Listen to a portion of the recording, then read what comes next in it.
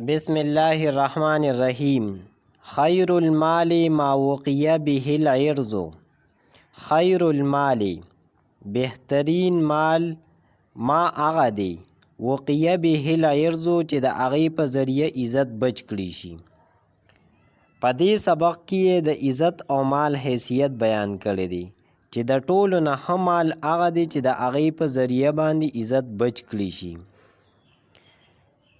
یو انسان چې د عزت دپاره کم مال ګټلی او د هغې دپاره محنت او مشقت کړي، د هغې دپاره ګرمي او یخني برداشت کړي، نو دغه مال د عزت په خاطر باندې خرڅ کول د عقلمندو کار دی، ځکه چې د مال ګټل دا د عزت د بچ کولو دپاره وي.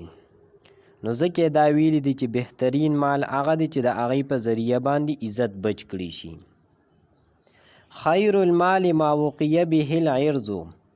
د دې لغوي تحقیق داسې دی چې وقیه د باب ضربه یضربونه د فعل ماضي واحد مذکر غایب مجهول صیغه ده او د دې مصدر وقایتون راځي، معنی د بچ کول، دفاع کول. العرض د دې معنی د عزت.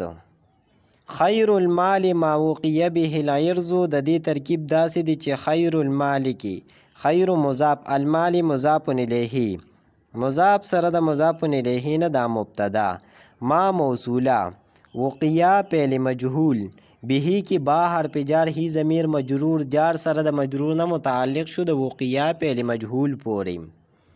العرض د دې وقیه دپاره نایب فاعل، فعل سره د خپل نایب فاعل او متعلق نه دا جمله فعلیه خبریه دا صله شوه د ما اسم موصول لپاره. موصول سره د صلې نه دا مرفوع محلا دا خبر شو د مبتدا دپاره. مبتدا سره د خبر نه جمله اسمیه خبریه.